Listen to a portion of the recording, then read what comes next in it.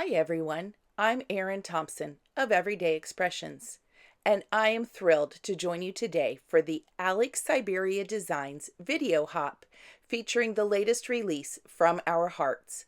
This release has some of the prettiest botanicals, background cover plates, sentiment dies, and even some really cute penguin critters. So let's take a look at some of the products that I'm going to be using. My card features the Trendy Botanicals dies, the Thanks and Hugs die set, and then the Heart Collage die. If you would like to see a preview of the rest of the release, I created a video 4 days ago, and I will add the link on the end slide after this video. So let's get started with this card. I love the organic look of ink smushing. I think it's just a soft, pretty effect that ends up looking much more difficult than the simple technique of basically smushing the ink pad onto a glass mat or a silicone mat, adding water, and then running your die cuts through it. So I am beginning here with using Canson watercolor paper. And really, any inexpensive watercolor paper will do for this. I like this one. It's the one that has the blue cover on it. It's pretty inexpensive, and it's just what I have in my stash. I do have more expensive ones, but definitely I do not recommend using your expensive watercolor paper. So I've die cut all my pieces. I cut them more than once, and then I like to sort them in those little trays that I keep on my desk. Now, something I'd really like to share with you is I have lots of people ask me about my color cubes. And yes, I do use my color cubes. There are other things you can do, free options. I know you can create boards on Pinterest, but I just love having these cards, and I will sort through them. I don't use them all the time, but I do sort through them for inspiration. And what I find is that when I kind of get in a rut, because I tend to use the same colors all the time, and I will be honest, the colors that I use on this card, you will see in other cards. However, other cards that I created for this release, I use the color cubes and you'll see a completely different color palette. I actually end up going with the blues and the oranges that you see right there in kind of that left corner. And I love that it pushes me outside my comfort zone. So my technique for using the color cubes is I will just start kind of flipping through cards, and anything that grabs my attention, if I look at the picture and I study it for longer than 2 or 3 seconds, then I pull it out and I set it aside. And you'll see I grabbed many, many cards for this. And then I kind of narrow it down. What do I like about this one? What do I like about that one? Sometimes I'll pull, like you see here, 3 cards, then narrow it down to 2. Obviously, I like the purples. I like the green blues and the blue greens, and I like the pinks. So that's what I ended up pulling. You don't have to stick with just one card. You can use 2 cards. Flip it over. Look at the color families on the back. What colors will go together? And obviously, the pinks and the purples always go together. They're next to each other on the color wheel. The greens here are, you see 2 sets. You see more of a blue-green on the card on the left, and you see more of a green-blue in the card on the right. And so the next step is I will often pull my favorite Catherine Pooler ink pads, and I will pull colors that coordinate with the cards, and then I make those color families. Then I narrow it down from there. What colors do I like in my ink pads that kind of go along with the colors on the cards? And you see that's exactly what I'm doing.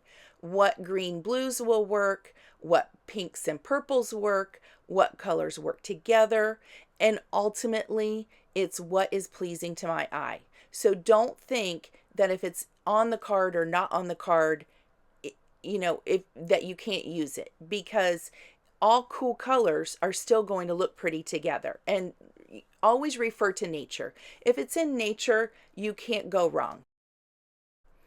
So here you see I'm beginning the ink smushing, and I like to use this silicone mat. There's something about how the water beads up on it that I really like for the ink smushing technique.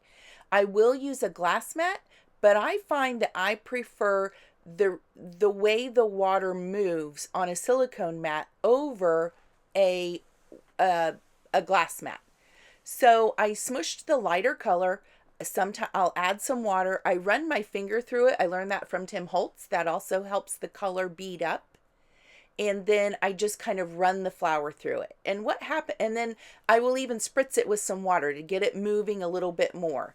And that way, you don't want your cardstock to remain too dry.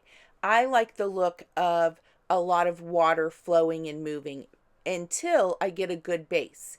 And once again, if you've seen any of my videos or you watch Tim Holtz, it's definitely a process. It's a layering and layering and layering. And remember, wet on wet mixes and wet on dry layers. So I will kind of run the die cut through and then I'll dry it. And then I will run it through again and dry it. And maybe I'll use a more saturated color like that paintbrush and add a little bit more color and then dry it.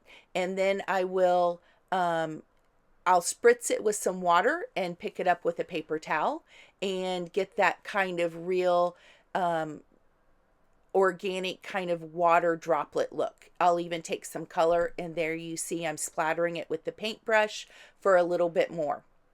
Then ultimately I'll make sure it's very dry, and sometimes I think it just needs a little bit more dimension. Maybe it's too washed out from all of the water techniques. So I'll go back in with, say, a mini blending brush and actually blend in some color in what would be more of a shaded area, or add some color here and there if it needs it. And you see that's what I'm doing. And just keep working with it, but don't think that you can't mix techniques. Just because I'm ink smushing doesn't mean that I can't add some ink blending over it. But like I said, the trick there is just to make sure that your watercolor paper is fully dry, or else your ink won't blend nicely over the wet paper. And there I'm just adding a little bit of ink around the edges, and just to get the final effect that I want. So it's just a matter of playing with everything until you get the desired effect. You could also ink blend first and then spritz some water on it and move the water around until you get the effect that you like. You just have to see what works for you. But there's certainly, in this very simple technique, there's no right or wrong way. So once all my pieces are finished, I'm happy with them. They're all completely dry. I just glue them together. And I love the layering pieces. I love the big scalloped edges of this flower. And then this piece actually has 4 pieces to it. I love the detail that Alex puts into her designs.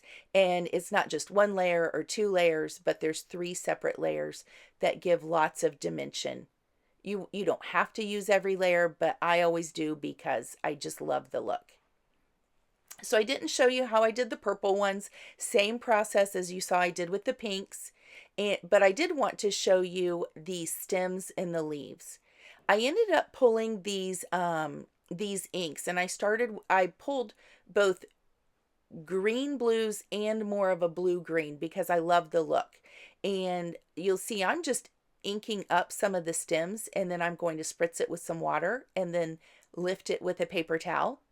But one trick that I did want you to see here is you'll see me, after I blend a lot of these greens, I go in with a blue color, and I kind of do one of 2 techniques. I tend to do this on the foliage on flowers.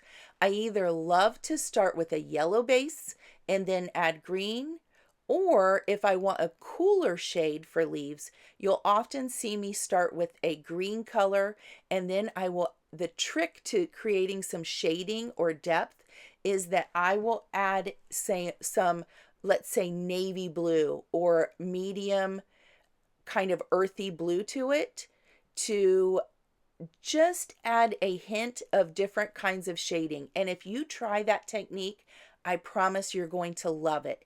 Think about it in all of your art, adding shading with a blue ink blend or a soft blue marker or a blue gray color.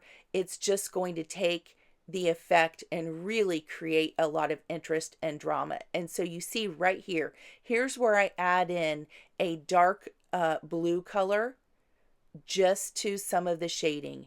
And look at how pretty those leaves look after I add, I don't know if you can see it, maybe it's because I know it's there, but I just love the look of these leaves when I'm all finished. I really go in and add a lot of depth. I make it darker and darker until I'm really pleased. And then you're going to see in a second, that's when I go in with to spritz some more water and lift it up. So pretty in the end, these florals. And remember, don't worry about going in with a heavy hand when you're shading and then spritzing with water, because once you dry it, it's going to soften a lot. You're going to have a lot of fade back in that color. To create the background for my card, if you see my cards, I love a lot of dimension and interest in the background. And this new heart collage die may be my favorite new piece in the collection. I think there are so many possibilities for this die. You can die cut it and just use the outline of the hearts. You could even use it as a stencil once it's die cut. You can paper piece different colors of hearts back in. Just so many things. And so I did some ink smushing with a mint green color and then die cut those hearts in the background. And I even softened the back of the card. Can you see it right there? I don't know that I show it in the video. I add a piece of vellum to the background to soften the card base. And then I adhere this heart collage die cut over the vellum to my background. And then you're going to see in a moment, I am going to piece back in just a few of those hearts for interest. Once I get everything adhered onto the card, over top of that, I piece in those hearts, and I even take some of the small hearts and I use them in a way that I would normally use sequins or gems or an embellishment. And I pop those on. You'll see I use Wink of Stella over them to just add a little bit of sparkle. And I love how they look at the end. Here I am using the Thanks die with the shadow die, and I ink smushed some of the dark pinks that I used in the florals. I created that colored cardstock. I'm adding it to the shadow sentiment in the back, and then I die cut several of the shadow cut and popped it up so that it would have dimension, and I add that there on the card. So now I'm going to let you just kind of watch as I finish everything up. And I want to make sure that you have all of the details, and I will put this in the description at the end, but don't forget to hop along all the other videos today and leave some kind comments for the designers. There's so much inspiration. Everybody does something a little bit different, and it's really, I just love to see what everybody's doing, and everything is so unique. But make sure you hop along and leave those comments for your chance to win one $50 gift card from Alex Syberia Designs and 3 $15 gift cards. And I'll have the whole list of the designers at the end of this video, so it'll make it easy. And if you ever get lost, just go back to Alex's blog and start back from there. Or you can always come back to this video also. And don't forget, if you haven't followed me, I would love it if you would click subscribe. And don't forget to go click the notifications button, because just because you subscribe doesn't mean you'll be notified when I have a new video. So, and don't forget to like this one and share it if you're so inclined. So here you go, we're almost to the end. You see there I'm adding that wink of Stella. I don't think you'll be able to see it in the photographs, but it just gives it that little twinkle. I think it's so cute, and there we go. Thanks so much for joining me today. I think that you're going to love this release as much as I do. It is truly from our hearts, and there's something to create for your loved ones throughout the year to show them how much you care and how much you love them. Bye-bye, everyone.